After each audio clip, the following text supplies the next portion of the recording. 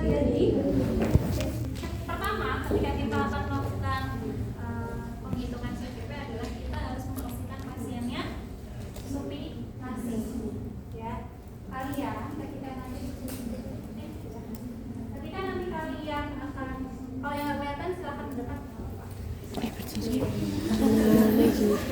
Oke, yang belakang nggak akan kelihatan.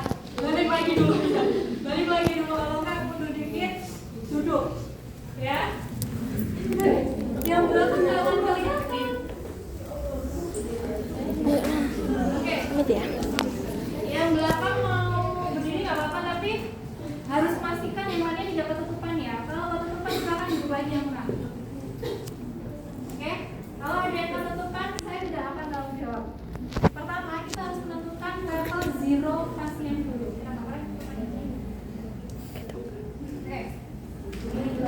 Ketika nanti ada transduser, nanti kalian bisa memastikan sejajarnya dengan menggunakan alat water. Nanti kalian akan lihat bubble-nya di sini. Lihat ada bubble-nya. Itu harus di tengah. Sejajar antara transducer dan sternum notch. Yang coba deh. Yes, bagian sini. Ujung dari claviculus notch. Bisa kelihatan? Mau yang enggak?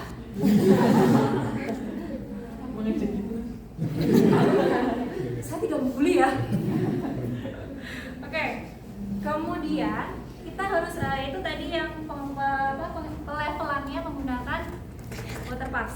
Kemudian kita pakai yang CPP. Oke. Pertama tentunya kita harus menjaga privasi pasien. Oke. Ini gimana kita lakuin zeronya? Di bagian apa? Sternum. Itu ya pakai ini. Kalau pakai ini ya, jadi dilihat di sternum. Kalian sejajarkan dengan transdusernya. Oke, kemudian kalau pakai manual. Kalau pakai ini, nanti kalian harus mengukur zero levelnya dulu, titik zeronya dulu. Kemudian kalian mengaktifkan sistem 1, sistem 2, dan sistem 3. Ada 3 sistem sih. Pertama kita menentukan titik zero pointnya dulu. Titik zero pointnya di mana?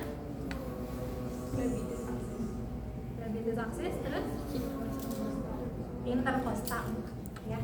Interkostal. Kalian sudah bisa menghitung interkostal 4? Interkostal, bukan kostal. Ya, interkostal keempat. Oke. Kemudian kalian tarik garis huruf di mid axilla. Ya. Kalian harus menentukan, kalau perlu kasih titik kalian kasih tanda di mid axillanya nggak apa-apa. Oke.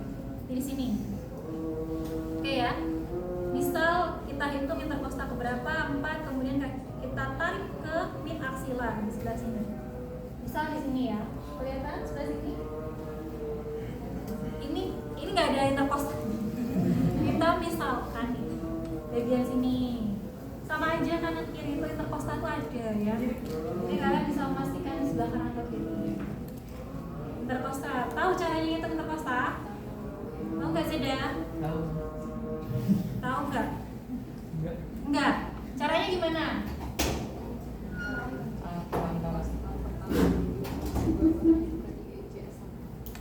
Oke, kalian cewek nggak usah.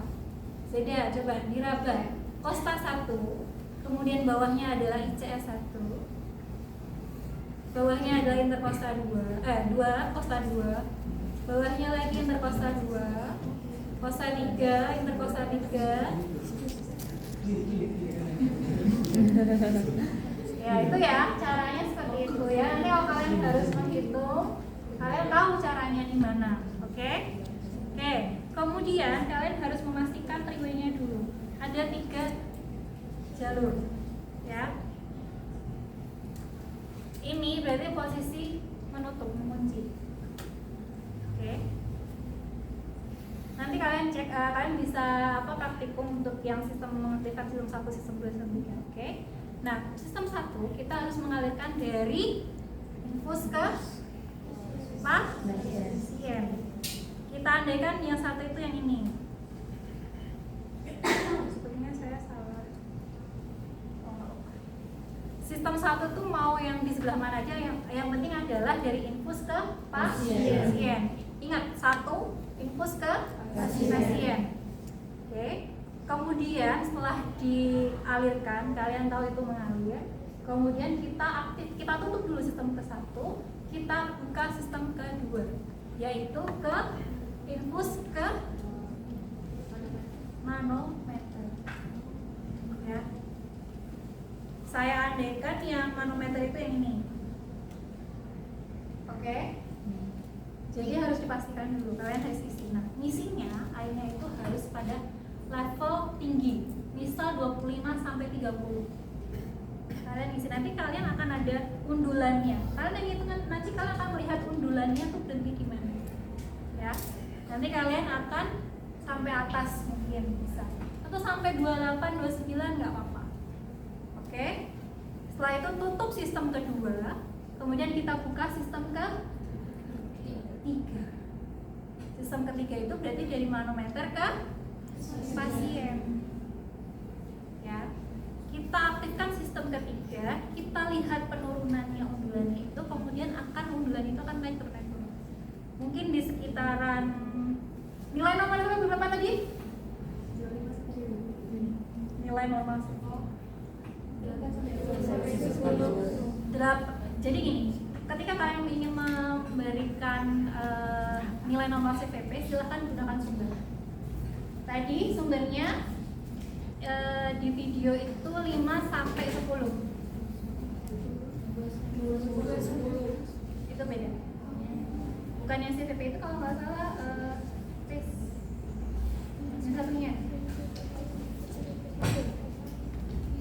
5 sampai 10 CVP. Kemudian ada yang berapa tadi? 8 sampai 12.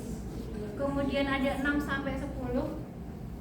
Jadi ketika kalian menggunakan nilai normal CVP, silahkan gunakan acuan sumber. Jangan asal nyebut. Saya tidak memiliki sumber. Yang memiliki adalah buku. Ya, silahkan cek. 5 sampai 10 itu sumbernya itu kalau nggak Sumanto atau Samanta gitu. Kemudian 6 sampai 10 atau 6 sampai 12 itu ada sumbernya. Silahkan gunakan dasar. Jangan asal ngarang. Oke?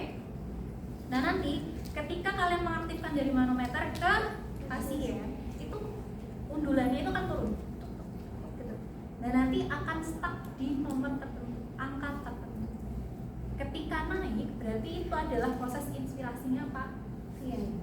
Kemudian ketika inspirasi, undulannya akan turun. Nah, kita akan menghitung undulannya. Itu berapa sih undulannya? Ya, itu adalah CVP-nya kita. Oke, sampai sini paham? Nanti silahkan praktek, silahkan alirkan, tapi cukup kalian tahu bagaimana cara membuka triwingnya. Oke? Paham sampai sini? Oke ya. Jadi sistem 1 itu apa aja tadi? Infus pasien. Sistem 2? Infus manometer. Infus ke manometer. 3? Manometer pasien. 0 poinnya tadi di mana?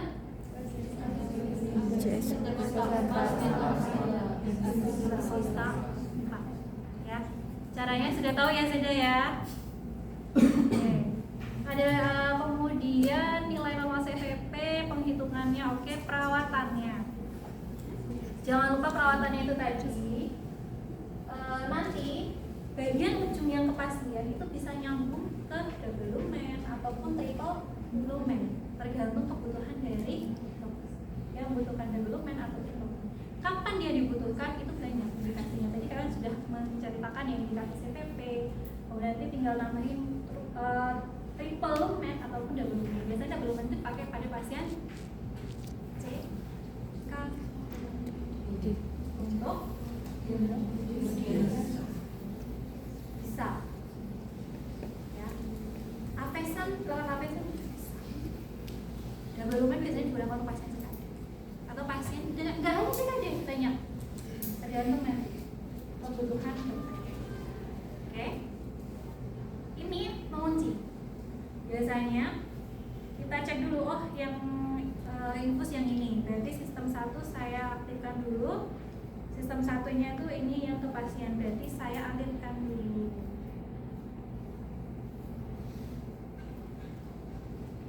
Yang mengalir adalah dari infus ke pasien. Udah, kita tutup.